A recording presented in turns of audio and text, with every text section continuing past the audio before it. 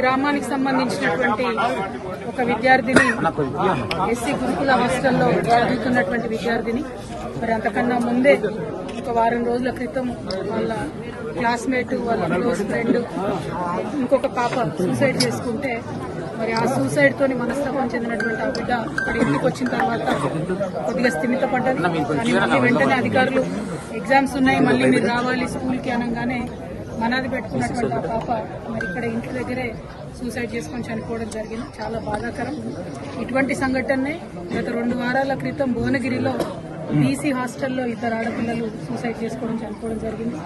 మరి వాళ్ళ ఇమాంపేటకు సంబంధించినటువంటి ఎస్సీ గురుకుల హాస్టల్లో మరొక 2 ఆడపిల్లలు ఇలా చనిపోవడం అన్నది నిజంగా బాధాకరం.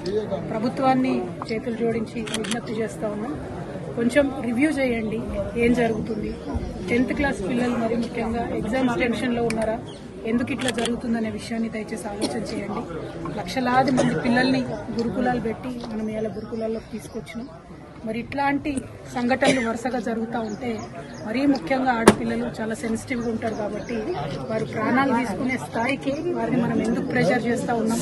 మరి గురుకులాల్లో ఏదైనా సిలబస్ బాగాలేదా, లేకపోతే కౌన్సిలర్స్ సంఖ్య తక్కువ ఉందా, లేకపోతే ఇంకేమైనా సౌకర్యాల వల్ల ఇబ్బంది ఉందా, ఇంకేదైనా రకమైన ఒత్తిడి ఉందా. దయచేసి ప్రభుత్వం ఇప్పుడు విద్యాశాఖకు సంబంధించి ప్రస్తుతం మంత్రివర్యులు లేరు కాబట్టి గౌరవ ముఖ్యమంత్రి వర్యులు ఒక్కసారి రివ్యూ చేసుకుంటే బాగుంటుందేమో. ఆడపిల్లల అంశం సెన్సిటివ్ అంశం, పైగా ఇప్పుడు ఎగ్జామ్స్ వచ్చేటటువంటి టైం కాబట్టి అన్ని సోషల్ వెల్ఫేర్ హాస్టల్స్ కూడా ఒకసారి రివ్యూ చేసుకొని కౌన్సిలర్స్ని పటిష్టంగా పెట్టి పరీక్షల్లో అత్యధిక ఉత్తీర్ణత శాతం సాధించే విధంగా విద్యార్థుల మీద ఉన్న మానసిక ఒత్తిడిని తొలగించే విధంగా ఉండాలని చెప్పి కోరుతా ఉన్నాను.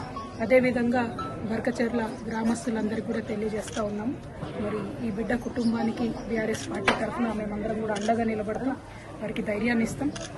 అనాథగా మిగిలిపోయినటువంటి వారి తల్లిగారికి మేమందరం కూడా మనస్ఫూర్తిగా అండగా ఉంటామని తెలియజేస్తూ వారి కుటుంబానికి బర్కచెర్ల గ్రామస్తులందరికీ కూడా తీవ్ర సంతాపాన్ని తెలియజేస్తూ మరొకసారి ప్రభుత్వాన్ని రిక్వెస్ట్ చేస్తా ఉన్నాం. ఇది డిమాండ్ కాదు, పరీక్షల సమయం, పిల్లలందరూ కూడా ఒత్తిడిలో ఉండేటటువంటి సమయం.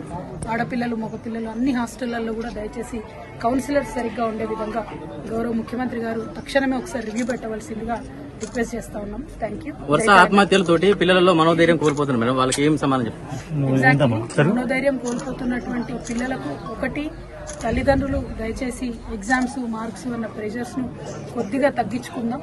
రెండవది, ప్రభుత్వం వైపు నుండి ప్రతి హాస్టల్లో కూడా కౌన్సిలర్స్ ఉండేటట్టు, టీచర్లు ఫ్రెండ్లీగా ఉండేటట్టు ఒక్కసారి ప్రభుత్వం నుంచి రివ్యూ చేసుకోగలిగితే సరిపోతుంది. మరీ ముఖ్యంగా పరీక్ష సమయం కాబట్టి టైంకి ఫుడ్ అందుతుందా, క్వాలిటీ ఫుడ్ అందుతుందా, ఇవన్నీ కూడా ముఖ్యమైనటువంటి అంశాలు కాబట్టి మరి ఇప్పుడు విద్యాశాఖకు మంత్రివర్యులు లేరు కాబట్టి డైరెక్ట్గా ముఖ్యమంత్రి గారి కిందనే ఉంది కాబట్టి గౌరవనీయులు రేవంత్ రెడ్డి గారిని మేము ఆడపిల్లల తరఫున చేతులు జోడించి విజ్ఞప్తి చేస్తా ఉన్నాం. ఒక్కసారి డిపార్ట్మెంట్ని మీరు రివ్యూ చేయండి, రివ్యూ చేసి పిల్లల ప్రాణాలు కాపాడండి. ఎందుకంటే పరీక్షలు తొందరలో వస్తాయి, మార్చి ఏప్రిల్ మే అన్ని కూడా రకరకాల పరీక్షలు ఉంటాయి కాబట్టి గురుకుల హాస్టల్లో ఉన్నటువంటి పిల్లల మీద ప్రత్యేక శ్రద్ధ పెట్టవలసిందిగా కోరుతాము. ప్రభుత్వం ఇప్పుడు ఆత్మహత్యలకు సంబంధించి ప్రభుత్వం నిర్లక్ష్యం కొన్ని అనుమానాలు వ్యక్తం చేశారు మేడం, చనిపోయి 10 రోజులు అవుతుంది, ఇప్పటివరకు కూడా ఏం కంక్లూజన్ తీసుకురాలేదు పోలీసు వాళ్ళు. ఇక్కడ అదే జరిగింది బ్రదర్, ఇప్పుడు వైష్ణవి పాప మృతిలో కూడా అదే జరిగింది. పేర్లు చెప్పడం ఇష్టం లేక నేను పేర్లు చెప్తలేను. ఇక్కడ చనిపోయినటువంటి ఎస్సీ హాస్టల్లో ఊరేసుకొని చనిపోయినటువంటి పాప పరిస్థితి అట్లానే ఉంది. అంతకుముందు బీసీ హాస్టల్లో 2 పిల్లలు ఒకేసారి ఊరేసుకొని మృతి చెందినారు భువనగిరిలో, అక్కడ కూడా అదే ఉంది. ఇన్వెస్టిగేషన్ అనేది ఎందుకో ముందుకు పోతలేదు. శ్రద్ధ పెట్టవలసిందిగా మాత్రం ఇన్వెస్టిగేషన్ విషయంలో ప్రభుత్వాన్ని డిమాండ్ చేస్తా ఉన్నాం. ఎందుకంటే భువనగిరి హాస్టల్లో ఆటో వాళ్ళు వీళ్ళందరికీ కూడా ఎంట్రన్స్ ఉండేదని చెప్తా ఉన్నారు. మరి ఇమాంపేటలో అటువంటి పరిస్థితి వినబడలేదు. కానీ మరి ఎందుకు ఆ పాప ఊరేసుకొని చనిపోయింది అన్నది మాత్రం ఇన్వెస్టిగేషన్ ఫాస్ట్ గా చేయాలి, విచారణకు ఒక కమిటీ వేయాలనేటటువంటి అంశాన్ని కూడా డిమాండ్ చేస్తాం. ప్రభుత్వం నిర్లక్ష్యంగా భావిస్తున్నారు మేడం?